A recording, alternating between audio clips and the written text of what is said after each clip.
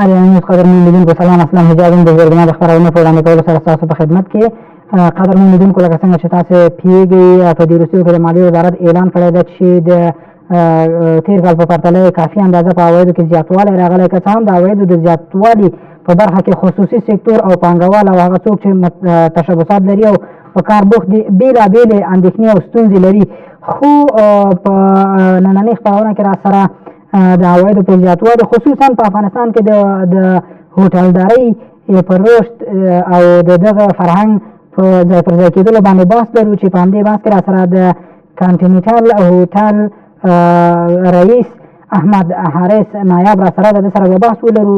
ویل کېږي چې په روان مالي کال کې د انټرکانټینټل هوټل هم کافي اندازه عوایدو کې زیاتوالی راغلی. عوامل یې څه دي او ترڅنګ یې د هېواد په کچه به د هوټلدارۍ د فرهنګ او په تېرو څو کلونو کې دغه په افغانستان کې د هوټلدارۍ د رشد او د معیاري کېدلو په برخې او د دې ترڅنګ د نورو اړوندو موضوعاتو په اړه به بحث ولرو.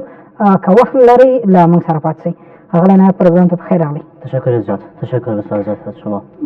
انټرکانټینټل یو دولتي هوټل د افغانستان څه کال عواید څنګه و د تېر کالو په پرتله څومره عوایدو کې زیاتوالی راغلی؟ بله، هتل انترکانتیننتال یک هتل ملی هست، ملی و تاریخی که تقریبا در سال 1969 به فعالیت آغاز کرده. در زمان شاه اعلیحضرت ظاهر شاه در اون زمان هتل کانتیننتال به فعالیت آغاز کرد و از او به بعد به یکی از مجللترین و 5 ستاره ترین هتل های اولین هتل 5 ستاره در سطح افغانستان فعالیت آغاز نمود. بعد از جنگ هایی که مکملا داخلی و بالاخره پس دوباره هیره با بازسازی گرفته شد، هتل کانتیننتال یک هتل مطلق دولتی، یک شرکت سهامی دولتی که در این شرکت سهامی وزارت محترم مالیه بالاتر را داره، وزارت محترم ترانسپورت، شرکت محترم هاریانا افغان، شرکت پشتنی بانک، شرکت اسپینزر و بیمه ملی افغان یکی از سهامدارای هتل انترکانتیننتال باشه. ما در سالهای گذشته، اگر ما 5 سال گذشته را مورد بحث قرار بدیم، از سال 2011 به این طرف هتل کانتیننتال تا 2015 را به نقص بود. عواملش چی بود که هتل در نقص بود؟ خب عوامل مختلف مثال داشت. مثلا بگونه مثال یک چند؟ عواملی که در سال 2011 یک حمله انتحاری صورت گرفت مثلا هتل انترکانتیننتال که متاسفانه در او حمله اماتورای ما، کارمندهای ما هم جان خود از دست دادن و یکی از عواملی که هتل به نقص مثال سوق داده شد همین بود. و دوم مسئله که مشکل عدم مدیریت درست بود که هتل کانتیننتال روز به روز به نقص و از به ضرر، مثال هر سال اضافه تر از 20 الی 40 میلیون افغانی ما هتل کانتیننتال در ضرر بوده. خوشبختانه در سال 2016 یا قسمی که شما گفتین که وزیر دولت جمهوری وزیر مالی دولت جمهوری اسلامی افغانستان هم به خاطر بلند بردن سطح عواید ملی گام‌های مثبت نهادن، همچنان یکی از افراد به نام آقای زیا، سید جواد زیا را با هتل کانتیننتال به صفت رئیس مقرر کردند. آقای جواد زیا یک آدم مدبر، یک آدم با خلاقیت بسیار بالایی توانستند که اول حسما نوی او د دې سفر هدف سو د هرات او غرب حوزې ته. بسم الله الرحمن الرحیم. سلام به شما آقای حجاب، همکاران تکنیکی آریانا نیوز و بینندگان محترم. وقتی همه عزیزان خوش. البته چین به سلسله همکاری هایی که برای وزارت احیا و انکشاف دهات در بخش های مختلف طی چند سال گذشته کمک کرد، به تازگی تقریبا 80 کانتینر مواد کمک های غیر بشری یا غیر غذایی غیر غذایی که کمک های بشر دوستانه چین بر مردم افغانستان است کمک کردی. در مجموع 15 قلم جنس است که سند تسلیمی از این هفته گذشته بین سفیر چین در کابل و وزیر احیا و انکشاف دهات به امضا رسید. هدف اساسی کمک‌هایی است تا وزارت احیا و انکشاف دهات بتونه در مواقع اضطراری و عاجل برای مهاجرین، عودت کنندگان و بیجا شدگان ناشی از جنگ هایی که در قلمو که خغل رستمی چه دول مزاحت بتون برای بیجا شدگان و بخصوص متضررین حوادث طبیعی در 34 ولایت افغانستان کمک صورت بگیره. این بیشتر کمک های غیر غذایی است، شامل ترپال، خیمه، کیت های صحی، آله فشار و وسایل آشپزخانه و تمام موضوعاتی که یک فامیل پس از جنگ ها و یا ای که عودت میکنه از یک ولایت به ولایت دیگر و یا بیجا شدگان ناشی از جنگ ها نیاز داره، در این کمک ها شامل است که میتونه به صورت عاجل و اضطراری مشکلات متضررین حوادث طبیعی بیجا شدگان و عودت کنندگان برطرف بسازه. قبل از سند تسلیمی از این کمک ها رسما به وزارت مواصلت کرده بود که خوشبختانه در بهترین حالت ما توانستیم از این کمک ها برای بیجا شدگان ولایت کندوز استفاده بکنیم که برشون توزیع شد و این در 34 ولایت افغانستان فرستاده میشه به شکل متوازن. در 34 ولایت افغانستان کمک ها فرستاده میشه. چین هیواد لدین مخکې هم د کلیو پراختیا وزارت سره مرستې درلودلې. بیشتر کمک هایی که چین در گذشته کرده، البته در سال 2015 هم کمک های بشردوستانه را بر وزارت احیا و انکشاف دهات کرد. در این زمان در قسمت ظرفیت سازی و فرستادن کارمندا و انجینیرها وزارت احیا و انکشاف دهات در چین نقش اساسی داشته. چین کمک های دوامدار داشته و مهمتر از او قرار است که چین یک کار بزرگی را در افغانستان انجام بده و شما شاهد هستین حدود 2 سال قبل در اثر رانش زمین در ولسوالی ارگوی منطقه بارکاب ولایت بدخشان خانه های مردم در سطح روستا کاملا تخریب شد، ده ها کشته و زخمی در قبال داشت. چین تعهد کرده که حدود 200 خانه را برای باشندگان منطقه بارکاب ولسوالی ارگوی بدخشان بسازه. قبلا سروی ها و ارزیابی وزارت احیا و انکشاف دهات در ساحه تکمیل شده. این بسته ها به سفارت چین تحویل شده. رسما سفیر چین هفته گذشته وعده سپرد که در این راستا همکاری میکنه و انقریب خانه سازی هم شروع میشه. این البته چین در بخشای بزرگتر حکومت هم کمک کرده و این کمک د کورونه بهیر د لزر کورونه چې وعده کړی د غیر کورونه لبرخه نه خونه ده ځکه ویل کیږي چې د کورونو یو شمیر برخه به ځینو ولایتونو کې هم. خب نه، او بحث جداست. 10,000 واحد مسکونی البته قراردادش با وزارت محترم شهرسازی است که ساخته میشه. این چون عاجل است، اضطراری است، مردم در این موقع خصوصا منطقه بارکاب ولسوالی ارگوی بدخشان نیاز داره، بر زما صرف ساخته میشه. بله د آلمان د 1.5 میلیارد افغانیو مرسته ده، څه ډول مرسته ده او په کومو برخو کې په مصرف رسیږي؟ خب به سلسله همکاری آلمان این بار 1.5 میلیارد افغانی جدیداً بر وزارت احیا و انکشاف دهات کمک کرده. این کمک ها قرار است در ولایت های شمالی افغانستان در راستای تطبیق پروژه های آبیاری به مصرف برسه. هدف اساسی کمک های آلمانی است تا با احیا و با سازی سیستم های آبیاری بخصوص در ولایت هایی که زمین های زراعتی زیاد است و در حقیقت کان یا ذخایر گندم در افغانستان مشهور هستند، ولایت های کندوز، بغلان، تخار، بلخ. هدف اساسی است که با احیا و سیستم های احیا با سازی سیستم های آبیاری تا 4 سال آینده حاصلات گندم در این ولایت افزایش پیدا بکنه و در کل زراعت در این ولایت تقویت شود که از طریق از این پروژه 1.5 میلیارد افغانی بیشتر پروژه متوسط و بزرگ در سکتور آبیاری شامل کانال های آبیاری، بندها، سربندها، دیوارهای استنادی در ولایت های شمالی به مصرف میرسه. فکر کوئ چې دغه پروژو تطبیق به یقینا د غلې دانې په زیاتوالي باندې تاثیرات ولري؟ بدون شک شما شاهد هستین که افغانستان یک کشور زراعتی است، ولی آمارهایی که هم وزارت محترم زراعت به نشر سپرده بالاتر از 8 میلیون هکتار زمین زراعتی در سراسر افغانستان وجود داره، اما تا چند سال گذشته 35 تا 40% از این زمین ها تحت زرع و آبیاری قرار گرفته.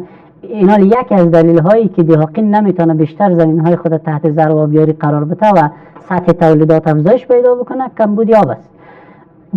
با ساخت احیا و با سازی سیستم های آبیاری در سراسر افغانستان طبعا در افزایش تولیدات و حاصلات و تقویت زراعت نقش اساسی را داره. اگر سکتور آبیاری تقویت شه، زراعت تقویت میشه.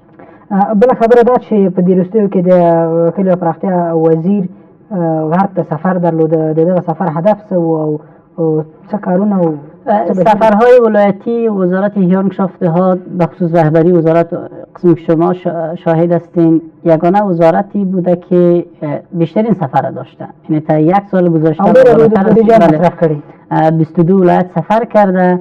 این سفرها هم به منظور بررسی فرصت ها و چالش هایی که در قسمت پروژه انکشافی در ولایت ها وجود داشته صورت گرفته تا در راستای حل در صورت که مشکل وجود داشته اقدام های عملی روی دست گرفته شده. سفری که در ولایت هرات صورت گرفت 2 پروژه سرکسازی کارش در ولسوالی های انجیل و ولسوالی گذره عملا آغاز شد. از برنامه کاریابی نظارت صورت گرفت، بازدید صورت گرفت. در عین زمان یک تعداد پروژه هایی که تا 1 سال در ولایت هرات تطبیق و تکمیل شده بود از او هم یک تعدادش به بهره برداری سپرده شد و خوشبختانه در بین ریاست های سکتوری در ولایت هرات، یعنی در کنار از که وزارت احیا و انکشاف دهات ما صحبت بکنیم، گزارشی که مسئولین محلی ولایت هرات برای وزیر احیا و انکشاف دهات دادن، ریاست احیا و انکشاف دهات ولایت هرات 100% بودجه انکشافی خود امسال به مصرف رسانیده و بودجه عادی خودم 98.5% به مصرف رسانیده. در کل در 34 ولایت افغانستان که مجموعی وزارت ما در نظر بگیریم امسال 88% بودجه انکشافی به مصرف رسیده. مهمه خبره دا چې تاسو یادونه وکړه چې وزیر صاحب نږدې 22 ولایتونو ته سفر درلوده او دا بهیر روان ده، خو طبعا د سفر په لار کې پروژې ارزول کیږي. کیفیت د کار نام نظارت څه ډول ده؟ آیا په دغه 22 ولایتونو کې سفر کړی یعنی داسې پروژې تاسو لیدلې چې هغه کې د قرارداد په پرتله نیمګړتیاوې او مشکلات وي؟ بدون شک یکی از مواردی که سفرها میتونن مفید واقع شود و خدمات اساسی بر مردم برسن نظارت از پروژه هاست و در جریان نظارت مسئله که تطبیق با کیفیت پروژه یک اصل است. من عرض بکنم در 1 سال گذشته 2 دلیل وجود داره که در این زمانی که 88% بودجه انکشافی وزارت به مصرف رسانیده شده و پروژه ها به موقع تطبیق شده و خدمات اساسی بر مردم عرضه شده، این بوده که از شروع سال مالی 95 تا ختم سال مالی 95 در کنار از اینکه در آخر هفته وزیر احیا و انکشاف دهات روزهای پنجشنبه و جمعه در سفرهای ولایتی رفته، در جریان روزهای رسمی هم یعنی وزیر در سفر نبوده، فقط پنجشنبه و جمعه که اینجا رخصت بوده به خاطر که کار در مرکز عقب نمانده در سفرهای ولایتی بوده. طی 1 سال هر هفته به صورت منظم جریان کار پروژه انکشافی را در 338 ولسوالی و 34 ولایت تعقیب صورت میگیره. گزارش ها از اداره های نظارتی که ما در سطح ولایت داریم، در سطح ولسوالی ها داریم، در سطح قریه ها داریم، ریاست سکتوری مقام ولایت در هر ولایت، شوراهای ولایتی در قسمت تطبیق پروژه گزارش میشد. البته بدون شک در یک تعداد از ولایت هایی که پروژه به کیفیت بوده در جریان سفر این مفید واقع شده تا شرکت متوجه شود که پروژه با کیفیت تطبیق شود. به طور مثال در جریان از این سال سفری که ما به ولایت پروان داشتیم 2-3 پروژه‌ای که به کیفیت بود به شرکت هشدار داده شد که با کیفیت تکمیل بکنه، در صورتی که با کیفیت تکمیل نشه وزارت تسلیم نمیگیره و در این زمانی که تسلیم نمیگیره به ارگان‌های عدلی معرفی میکنه. در ولایت کابل در چند ولسوالی شمال افغانستان، در ولایت نیمروز، در ولایت لوگر، در ولایت‌های یک تعداد از ولایت‌های دیگر، یعنی مهمترین ویژگی‌های سفر امی بوده که پروژه با کیفیت تطبیق شود.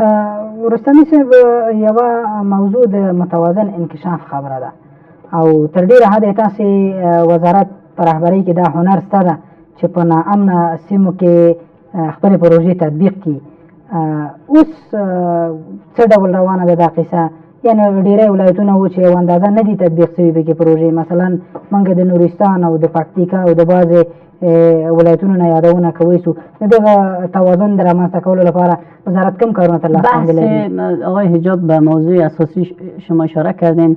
بحث انکشاف متوازن یا عدالت اجتماعی در پروژه انکشافی یک اصلی است که در قانون اساسی افغانستان پیش بینی شده و تمام ادارات به شمول وزارت احیا و انکشاف دهات که در سراسر افغانستان پروژه انکشافی خود تطبیق میکنه ملزم است که در تطبیق پروژه عدالت اجتماعی را مراعات بکنه. نگرانی وجود داره طبعا، همون نسبت به 2 سال قبل خوشبین هستیم. چرا؟ به دلیلی که 2 سال قبل مثلا سطح ولایت های انکشاف نیافته یا مثلا محروم خیلی بالا بود.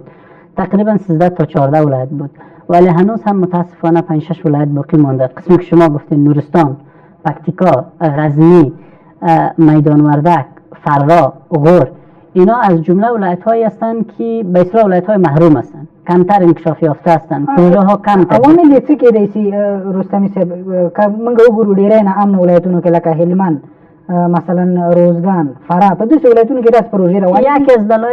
یکی از دلایل میشه که دلایل ناامنی باشه، اما یکی از دلایل های دیگه می بوده که پروژه های غیر اختیاری که تطبیق میشه یا دونرها وقتی که کمک میکنه برای وزارتخانه از جمله وزارت احیا و انکشاف دهات مثلا تمایل داره که در یک مناطق خاص، یک جغرافی خاص تطبیق شه. به طور مثال کمک های اخیری که توسط آلمان صورت گرفت، یعنی ما همیشه از کمک های استقبال میکنیم، به هر اندازه‌ای که کمک ها صورت بگیره به همون اندازه خدمات بر مردم رسیدگی صورت میگیره.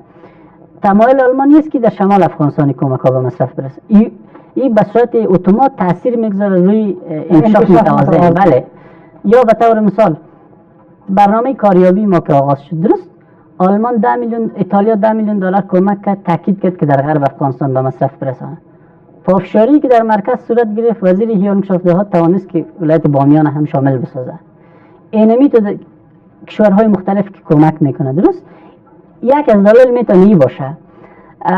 دلایل دیگه هم وجود داره. متاسفانه در یک تعداد از ولایت ها وکلایی که از یک تعداد ولسوالی ها در پارلمان افغانستان وکیل ندارن، یا به دلایل امنیتی در انتخابات قبلی نتونستن نماینده خود انتخاب بکنن، یا صندوق رایدهی در اونجا گذاشته نشده. این تاثیر گذاشته. به طور مثال در ولایت غزنی 18 ولسوالی است، درست بیشترین پروژه انکشافی وزارت احیا و انکشاف دهات تا چند سال گذشته در ولسوالی های جاغوری، قره‌باغ، ناور، مالستان، چگتو و خواجه عمری به مصرف رسیده. در 12 الی 13 ولسوالی غزنی کمترین پروژه انکشافی تطبیق شده. این تاثیر گذاشته. از این ولسوالی هم نماینده مردم در پارلمان وجود نداره. به طور مثال در ولایت هرات ولسوالی شیندند از محرومترین ولسوالی های ولایت هرات است. در این زمانی که بزرگترین ولسوالی در ولایت هرات است، بیشترین جمعیت هم داره، بیشترین مساحت هم داره، اما کمترین انکشاف یافته است. پروژه کم تطبیق شده. ولسوالی فارسی، ولسوالی اوبه ولایت هرات، اینمی تو در ولایت نورستان یک تعداد ولسوالی های است که وکیل نداره در مجلس نمایندگان. در ولایت پکتیکا اینا تاثیر گذاشته روی انکشاف متوازن، آن چیزی که ما میخوایم. ولی به هر حال یک اراده و قاطعیت در وزارت، بخصوص در رهبری وزارت وجود داره که تا حد امکان بتونه از تعصب مثبت نسبت به ولایت ها استفاده بکنه. کمک هایی که به دست میاره و در جریان تدوین بودجه، تدوین پلان سال جدید بتونه برای ولایت ها در نظر بگیره تا در مناطق ناامن و در مناطق کمتر انکشاف یافته است پروژه تطبیق شد. به طور مثال پس از چند سال در سال مالی 96 در ولسوالی فارسی ولایت هرات ما قرار است در جریان سال 96 یک سرک ولسوالی فارسی را بسازیم. این در حالی که طی چندین سال بجز مرحله اول برنامه همبستگی ملی دیگر هیچ پروژه‌ای در ولسوالی فارسی تطبیق نشده. یو موضوع بل تاسو د خپل د کارموندنې د پروګرام نه یادونه وکړه. د کارموندنې پروګرام هم په کوم ولایتونو کې ده او تر اوسه پورې څونه خلک مصروف کړي دي په لنډمهالو کارونو باندې؟ خوشبختانه این برنامه کاریابی هم یک فرصت خوب بود تا ما در مناطقی که کمتر انکشاف یافته بوده تمرکز بیشتر بکنیم. از جمله همین ولایت هرات مثال میزنم. در برنامه کاریابی ولسوالی شیندند بیشترین سهم داشت. هم در مرحله دوم برنامه کاریابی ما شامل شد. ولایت هرات هم شامل مرحله اول بود، هم شامل مرحله دوم. همینطور در ولایت غزنی و سایر ولایت هایی که وجود داره. برنامه کاریابی فعلا در 34 ولایت افغانستان گسترش یافته. در مرحله اول 35 میلیون دلار، مرحله دوم 42 میلیون دلار، مرحله 10 میلیون دلار، مرحله سوم 42 میلیون دلار که تقریبا 82 میلیون دلار در کل در برنامه کاریابی هزینه شده. تخمینی که صورت گرفته 650,000 شغل کوتاه مدت و موقت ایجاد میکنه برای مردم و در این زمان برای تقریبا 1600 تن از جوانان فارغین پانتونا و مؤسسات تحصیلات عالی زمینهای کاریابی دوامدار مساعد ساخته که فعلا در سراسر افغانستان و در ولسوالی ها و دهات افغانستان انجینیرها استخدام شده، کارمندای اجتماعی استخدام شده و مصروف کار خود هستند و پروژه انکشافی را تطبیق میکنه. بنابراین برنامه کاریابی یک فرصتی شد تا حدی در ولایت های محروم، مناطق محروم پروژه انکشافی حفظ و مراقبت شود، پروژه جدید تطبیق شود و در این زمان فرصت شد تا پروژه هایی که در سالهای گذشته تطبیق شده بود، تخریب شده بود، به بازسازی و حفظ و مراقبت نیاز داشت، توسط این پروژه حفظ و مراقبت شد و در این زمان در این مرحله حساس بر یک تعداد عظیم از جوانان و مردمان فقیری روستاها زمینهای کاریابی مساعد. یو موضوع بلا د تاسو وزارت په پلان کې لري او دا کارونه روان دي، هغه اقتصادي منابع یعنی چې هغې نه د کار زمینه رامنځته کېږي یا د اقتصادي فعالیت لپاره نه استفاده کېږي، دغسې پروګرامونه پیل کړي. آیا په کومو ولایتونو کې پیل کړي دي، مثلا کرنیزو، د برېښناو دغسې پروگرام های زیاد در وزارت احیا و انکشاف دهات پلان شده؟ مهمترین برنامه ها برنامه میثاق شهروندی است، یک برنامه اقتصادی انکشافی که هم شغل ایجاد میکنه، هم خدمات اساسی رو در سراسر افغانستان ارائه میکنه، برنامه انرژی پایدار برای توسعه دهات، آنچه که شما اشاره کردین، یا به طور ساده‌تر بگیم خدمات برقرسانی در دهات، یا از جمله برنامه هایی هستند که در سال 96 کار عملیش تقریبا در روز دوم سال 96 آغاز میشه، در 3 مرحله تطبیق میشه. مرحله اول 12000 قریه، 117 ولسوالی و یک برسه په موضوع باندې یعنی تاسو یې په درې برخو کې هغه کېږي تطبیقېږي. مخکې مرته پروژې او سیستمونه مشخص کړي د هېواد په کومو ولایتونو کې به دا پیل سي، که لږ واضح‌تر ووایي. خب در مرحله اول 1/3 کل افغانستان تحت پوشش قرار میگیره و اما سوالی که ما زیاد سرش تاکید کردیم، مسئله انکشاف متوازن، درست؟ خوشبختانه در برنامه میثاق شهروندی در هر ولایت 1/3 تحت پوشش قرار میگیره، یعنی 34 ولایت همزمان آغاز میشه و در 34 ولایت 1/3 مناطقش تحت پوشش قرار میگیره. این نیست که مثل برنامه های گذشته در یک ولایت سهم بیشتر باشه، در یک ولایت دیگر سهم کمتر باشه. در 117 ولسوالی و 12000 قریه 34 ولایت افغانستان آغاز میشه. 1 میلیارد دلار پیش بینی شده که در جریان مرحله اول از این برنامه به مصرف برسه و 6 خدمات اساسی که در برنامه میثاق شهروندی تعریف شده بر مردم ارائه میشه.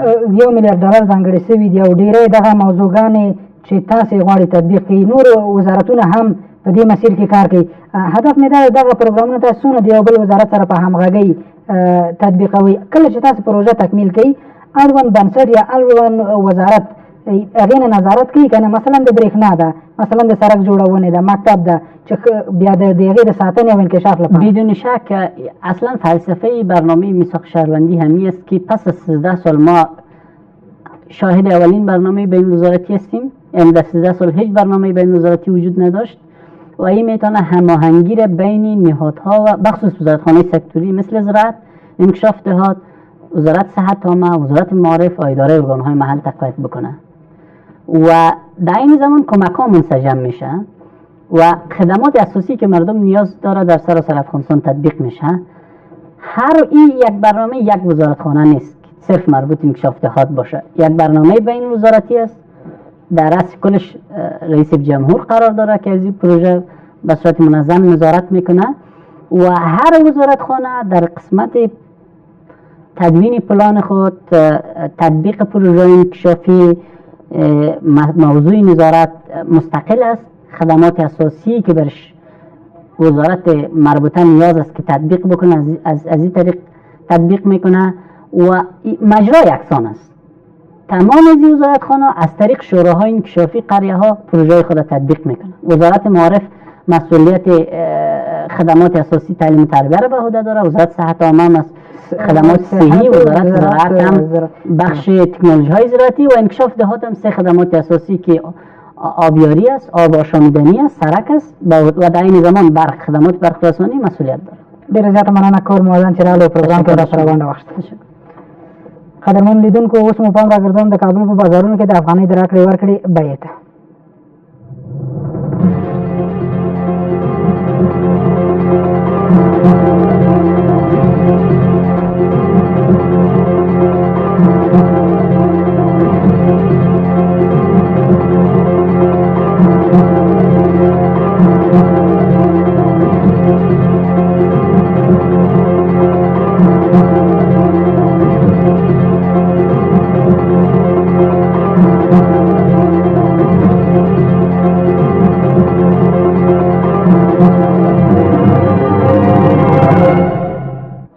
اوس مو پام راګرځوم د سرو زرو بیت.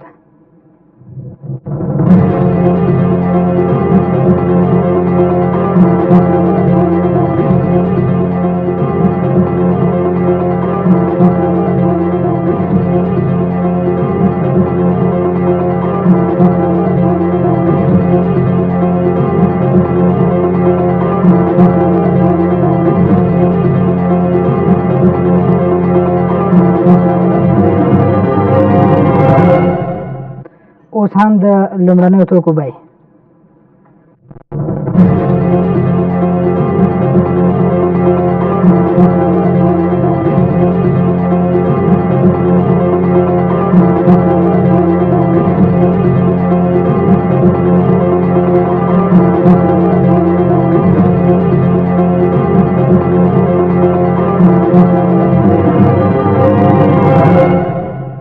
قدرمن لیدونکو دا زموږ د نن ورځې خپرونه چې درته وړاندې شوه. تر بلې خپرونې مو چې بیا خدمت حاضرېږم په لویه مهربان الله مو سپارم. ښاد او بریالي اوسئ. د الله په امان.